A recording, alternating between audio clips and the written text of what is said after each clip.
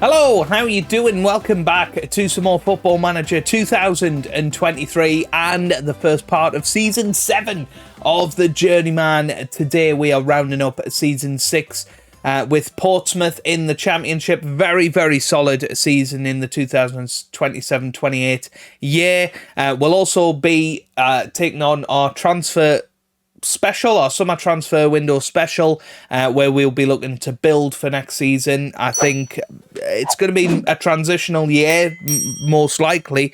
So we're going to need to make sure that we recruit well, recruit smartly, because our financial problems still persist. But leave a like if you enjoy. Of course, get involved down in the comment section, all of that good stuff, and subscribe if you haven't already for plenty more FM23 content.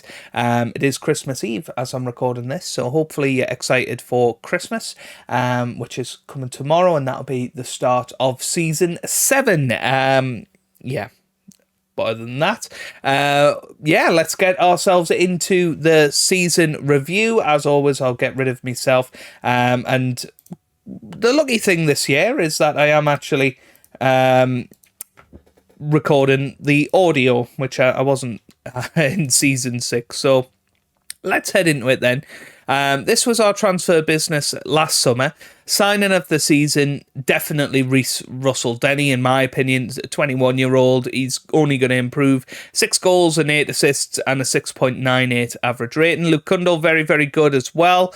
Came in on a free transfer, 26 years old, 6 goals, 10 assists for him. Stuart Dallas, a decent signing, came in as the James Milner of the Championship, if you like. Very, very versatile player, very useful player. But for £10,000 a week, I don't think we're going to be continuing with that one. Harry Cornick, 18 goals in 23 starts. The board are pretty disappointed. They think his wage is too high, and I probably agree with that. Nathan Lowe did all right. Obviously, we brought him in for nostalgic reasons. He won't be playing anymore. And Jordan O'Brien, probably the most disappointing of the lot. We actually paid real money for him, 1.6 million, only made 8 starts, and nowhere near as good as we thought he might be, which is a shame. Season results wise, you can see we finished in 11th position in the league.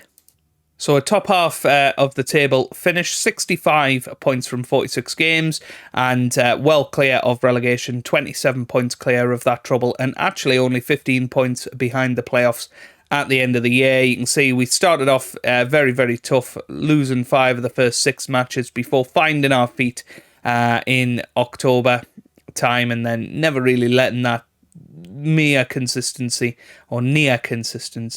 slip, and we ended the season in our best form of the year with 3 consecutive victories.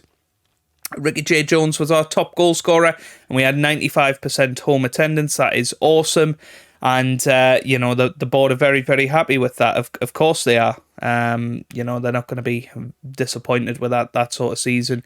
It might ramp up our expectations going into the next year, but we'll see. Obviously later in the episode. Into the FA Cup then. Be competitive in the FA Cup was the request. We got to the 4th round, went out to Premier League Newcastle, who finished in the top 4, I believe, in the league above. And in the Carabao Cup, we got to the 3rd round and got knocked out by Blackpool on penalties. That wasn't the greatest for us. Moments to remember then. Biggest win was in the last episode, actually, 5-0 against Derby County. Match to remember was a 2-0 match against Huddersfield, and Owen Dale got the goal of the season, a lovely individual strike from the right wing as he takes on 2 players before scoring a powerful close-range effort. Let's watch this, because this will remind us about the brilliance of Owen Dale. He obviously had a bit of a tricky end to the season, but I'd like to see him in full flight. So here he is here on the left-hand side. He gets past one player and he continues on and then absolutely whacks it into the back of the net. That was beautiful. And it shows we didn't necessarily have the best season for goals, if that was goal of the season. Obviously, reputation hasn't changed. Our sponsorship went up a little bit. Broadcast revenue tripled. Corporate and hospitality went up. Competition prize money down a little bit because we didn't make the FA Cup quarter-final or whatever we did last year. And £967,000 from the matchday commercial and retail unit. We sold 12,356 shirts. Ricky J. Jones selling the most, and then Daniel Adshead, Luke Cundle, Stuart Dallas, and Owen Dale getting those shirt sales. And here's how we lined up, apparently, over the season. So Brad Young in goal with Curtis, O'Brien, Raggett and Pye in defence. Adshead and Thomason in the middle of the park with Russell, Denny, Cundle and apparently Poku starting behind Ricky J. Jones up top. The only one I don't really agree with there is Poku. Right, into the accolades then. Club awards. Fans Player of the Year was Jake O'Brien. Young Player of the Year, Reece Russell Denny. Signing of the season, Russell Denny as well, with goal of the season going to Owen Dale. Top goal scorer was Ricky J. Jones with 19. Top assists was Luke Cundle with 10. Most Player of the Match awards, 5 for Ricky J. Jones with 7.1 average rating for Jake O'Brien being the highest. And most passes completed per 90 minutes, once again, goes to Laddie, 89. Competition awards. What's happened here? So Brad Young has apparently won the Golden Glove in League 1, League 2 again. I suppose that's within the last year. And we did win Manager of the Year the previous season. Okay, fair enough. History in the making. So an ultimately successful season for Portsmouth started superbly and set them up perfectly for what was to follow. Portsmouth flew out of the traps and set themselves up well for the season. Okay, and then into our dynamic manager timeline. We might as well push on a little bit. I don't think there's going to be... There you go, goodbye to a favourite. That's the only thing that's really happened this season, other than investing in potential. Okay, then. Fair enough. Right, let's finish that then and see where we are up to. So we did get our budgets at the end of, or after the end of last episode. So we got 1.2 million and 220k in the wage budget. So I moved all of that over to wage budget. So in theory, we're in the black now for wages, and that's kind of what we want. I don't know exactly what else we can do about that. The overall best 11, Ronan Curtis, has retired now. That's a bit of a shame. He might have been able to do a job this season. Joe Rafferty, he retired as well after being released last year. 2 members of the team have now retired. The rest continue to be involved in football. Nathan Bishop still... Oh, he's gone up to Bournemouth now. And that's interesting. Hasn't played since...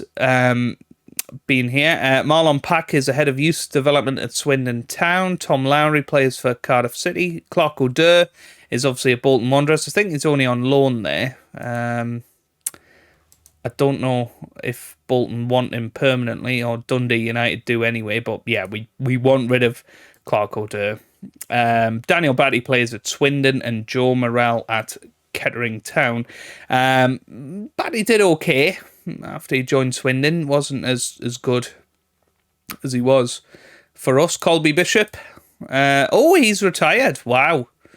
That is a shock. Scored a decent amount of goals for us, Colby Bishop, but he's gone now. And there you go. Right. So there's a season review. Signed to 2022. Where are they now? So it looks like Owen Dale was in the squad back then. But people have... Well, I suppose he must be on loan in real life and then joined permanently. But people were saying Raggett's the only one still at the club. Dane Scarlett, who came in on loan that season, did pretty well, actually. Interesting. I wonder if he's still available, is he? Oh, he's actually transfer listed. His contract does expire, so it might be worth popping him onto the shortlist. I don't know if he will be interested at all. No, he doesn't want to join at the moment, but we'll keep an eye on him. Okay, supporter profile update. So we have increased our social media following. You can see what they want us to do. Attempt to avoid relegation in the Championship again. Play entertaining football. Okay. We'll come back to the club vision in a minute. There's the dynamics update. They're very happy with that. Training camp destination. Where do we want to go? Let's go with this one. Andalusia Occidental in Spain. That sounds good. Okay, so end of season break there. Injury report. Longest spell out. Yeah, Latte. There you go. 3-month torn knee ligaments. Missed 30% of the year. Did Latte with 4 injuries. Interesting. New season team report there. We have a mediocre squad compared to the rest of the league. Okay. Fair enough. End of season team meeting. Well, let's see what they're expecting of us next year. So they want us to work within the wage budget, grow the club's reputation. That's fine. Develop players using the club's youth system. Play defensively solid football. Obviously, we're not going to do that. Play possession football. Play a high tempo. Play entertaining football. Again, avoid relegation is what they want us to do next season. So, and that is required. So, to be fair, that's going to be a little bit tricky. Informational objective: sell players before buying. That's required. Maximum 2-year contracts for players over the age of 32. Maximum 1-year contracts for players over the age of 34. All right, let's just accept that. That's fine. And let's see what we can say to them. Mid-table. Avoid being drawn into a relegation battle. That's fine. Very good. Right, raise our hands. Exactly the sort of stuff we were after. Perfect. That's what you want out of a team meeting, really. But plan-wise, where do we want to strengthen? I suppose goalkeeper, we're pretty good. We got 2 decent backups now to go along with Brad Young in goal. At right back, Sam Curtis can continue. I think we need a backup right back, if I'm honest. Stuart Dallas is wanted by Ross County. Unless he's prepared to reduce his wage demands, there's no we can really do. He's going to be a fringe player as well. Nah. Oh, well, I didn't want to do that. Oh, he does. He's fine reducing his wage, but wage. Nah, we're going to walk away from that. I think we can do better than Stuart Dallas, if I'm honest. So we're going to set him for release. He will be going in the summer. Agungbo's going to be going as well, which, you know, it is a shame. He's not a bad player, but so, I mean, we've got Jordan O'Brien, but I think potentially we will need another centre-back. Left-back's a tricky one. Logan Pye has been good. He's made the step up nicely. He's only 24 as well. He's done a decent job. Came in for £32,000, believe it or not. That's crazy. Yeah, he's done a decent job, hasn't he, Logan Pye? Harrison Burrows, decent backup, will do an okay job. Cottrell, he's proved himself as a key player for us in the second half of the year. Nathan Lowe will, of course, be going at the end of the year. We've got Adsaid Thomason. Wants to consider his options at the end of his contract. I suppose that's going to be at the end of next season. We might try and get rid of him, actually. So let's try and offer him out to other clubs. He's not going to react well to that, but I kind of don't care. Poku's still transfer listed, but did a decent job towards the end of the season. Rattle, of course, Murdoch. Decent. Striker's the big one for me. We've got to bring in another decent striker to go along with Ricky J. Jones and Cornick up top next year. So I guess striker is the main one and a backup right back. So yeah, but that's the end of season review done. So let's head on and hopefully sign some players. Okay, first summer signing complete. It is a 26-year-old American centre-back, George Campbell, who has come in on a free transfer from Atalanta United. He isn't an American international yet, but 3-star current ability, 3.5-star potential, comes in as a good centre-back, I think. Will definitely be a decent signing, in my opinion. Well, there's a bit of a surprise then.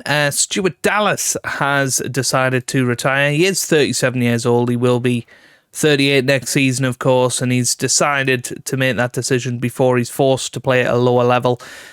Kind of doesn't matter either way to us. We weren't going to keep him, but sad nonetheless. I'd like to have seen him continue on. Alrighty then, another summer signing. Richard Tipple has agreed to join us on loan. He is coming from Everton. He is worth 18.5 to 28 million pound. Did join Everton from Shrewsbury a couple of years ago. Did a good job in League Two. Actually played 10 matches in Everton's relegation season in the Premier League. He's a 3.5-star midfielder, 5-star potential. I think could be a really top quality signing for us, can play in that box-to-box midfielder role that we like, playing on the right side of our midfield, and I think he could be a really, really top quality player, can develop with us, and if things go well, maybe we could sign him in the Premier League next season. Who knows? But we've also put in another offer for one of his Everton colleagues, Mirsad Hadzakic, who is a central defender, can play there. He can play defensive mid or left back as well. Again, played out in Sweden last season. Decent season for him, and he is a player that has come through Everton's youth system, so he is decent. Look at those attributes, very, very good. His contract expires in a couple of seasons, so again, could be a player that we look at, but nice to beef out the squad with a couple of loan players. And just another thing before we go on any other transfers, a couple of people suggested Poland and Sweden as playable leagues for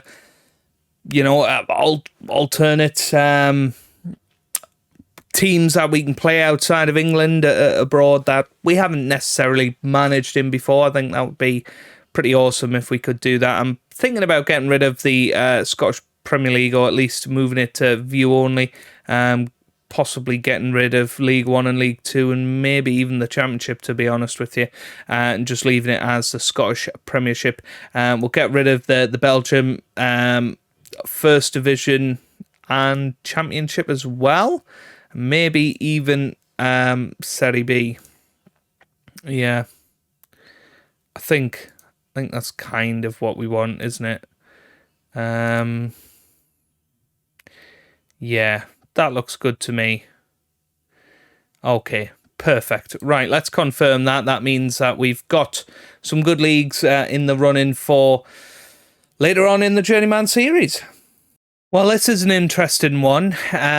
Jordan O'Brien, who, of course, we signed last summer for £1.9 million or £1.3 million. We said he was very disappointing last season. Nottingham Forest, who took Paul Thompson last year, by the way, have come in £3.9 million. They're going to give us for him, basically, and 40% of any profit that they make on him. I'm delighted with that. Get him out of the club because he wasn't great. He wasn't integrating into our style of play.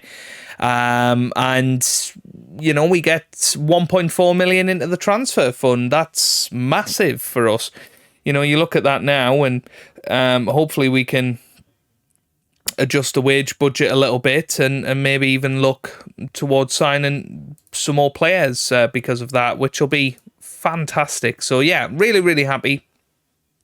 Obviously the 1st of July is coming soon as well, so we can have a look at the free transfers, but that is massive for us. Okay, another signing this summer window. It is Joe Tomlinson, who is a 28-year-old English left-back, can also play at right-back as well. He's come in from Wigan on a free transfer, previously played for Luton, has been in the Championship over the last few seasons. Very, very happy to have him on board. Scored 4 goals and got an assist in Wigan's relegation season last year. 3.5-star current ability, 3.5-star potential, and, should be somebody that can fit into the squad quite nicely. Okay, next signing over the line, and definitely a striker that we can be pretty happy about. Marcelino Manuel has come in from Arsenal in on loan. He looks pretty damn good, to be honest with you. I'm just confirming it so that we can have a good look at him. 3.5-star current ability. Definitely going to be a Premier League striker in the future. 13 finishing, decent pace, good acceleration, good off the ball. I mean, this kid looks very, very good. He's capped at under 20 level for England as well. Played for QPR last season, scored 2 goals in 3 starts. A season before, scored 7 in 19 for Sheffield Wednesday. Has scored a Premier League goal in the past and absolutely whacks them in at reserve level. So really looking forward to having him in. I think he could be a game changer for us. Probably going to come in as our first choice striker in all likelihood. You look at that and, he's better than Josh Murdoch. He's better than Lyle Kessel, who's one of our own as well. So I think, generally we're in a pretty good position with the squad. I mean, there it is there. It looks big. It looks like we've got a lot of quality in there as well. And fingers crossed, that this is a squad that we can actually achieve with. If we look at the season preview, they are expecting us to finish 19th in the division. Burton have come up, a Journeyman alumni. They're expected to go straight down with Salford and Blackpool. But if last season's anything to go by, then we will be in a good position. Best players in the division, Brad Young, Daniel Adshead in there as well. If we have a little look at this guy, he was somebody I was trying to bring in. Dalton Murphy went to Ipswich in the end. We are playing Ipswich on the first day of the season, so yeah, that would have been an awesome signing if we could have pulled that one off. But not really expecting too much business between now and the end of the summer, although Thomason has come in on a $1 million offer. Well, this is a big transfer, and one I'm not really that happy about, to be honest. Eden Rattle, who, of course, is one of our best youth prospects, obviously played some football for us last season. His potential has gone down a little bit, admittedly, but he was one of the better players in our squad. Sheffield United came in and they've been pursuing him all summer, coming back with offer after offer. And I thought, you know what, let's just negotiate with them. And that's what we've done. We've managed to get a $5 million deal in for him, with another $675K coming in after he's played 10 games for them and 40% profit. I mean, this, like the Paul Thompson deal, I think is just a no-brainer. A $5 million transfer fee for Eden Rattle. Okay, he's not he's not gonna be a massive miss for us, but £5 million, we got to be happy with that. I think Nottingham Forest are in the Premier League, by the way. Let's see if Thompson played at any matches for them. Paul Thompson, where is he? I have a funny feeling he's going to be in the reserves for them. Let's have a little look. There he is, Paul Thompson, who, of course, we sold for £10 million a couple of years ago. He went out on loan to Dundee last season. I don't think he's good enough for them, to be honest with you. Very, very happy we got rid of him when we did. But that $5 million, that is going to be massive for us, isn't it? Eden Rattle, he could have been a good player for us this year. Came in and did some decent performances last year, but we have got better youngsters at the club, in all honesty. Now, quite an interesting signing here. Antonio Palumbo has come in. He has been playing in the Bundesliga for Werder Bremen over the last few years. Before that was playing in Italy. He is a 31-year-old Italian central midfielder, will be 32 this year.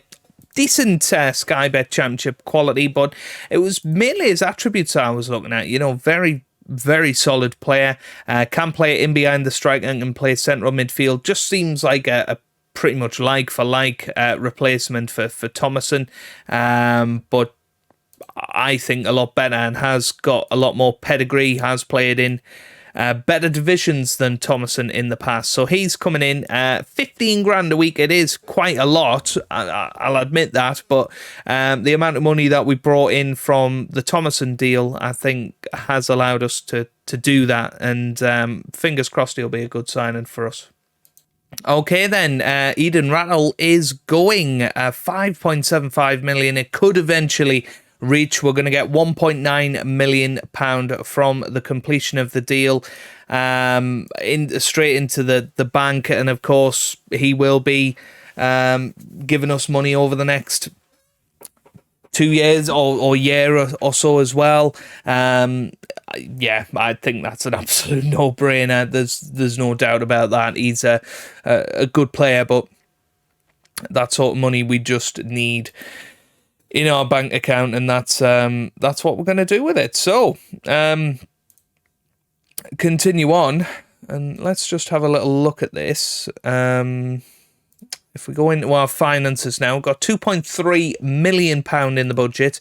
I would like to put a lot of that over to wage budget, and that will allow us to sign 2 or 3 more quality players from the free agents list. So I think we can turn this squad into an even better one. Quick check of the season preview has us still in 19th, but hopefully we can sign a couple of more good players and get ourselves really solid for the season ahead. Okay, so we've reached the end of the transfer window, and this is the first 11 I've put together for the first match of the season against Ipswich. Brad Young continuing in goal, Curtis O'Brien, Hadzagic, and Pye in defence, with Adshead and Palumbo in the middle of the field, and Russell Denny, Cundle, and Ricky J. Jones starting behind Marcelino. Manuel up top. I think we've had a positive window. I think there's more signings to come, definitely.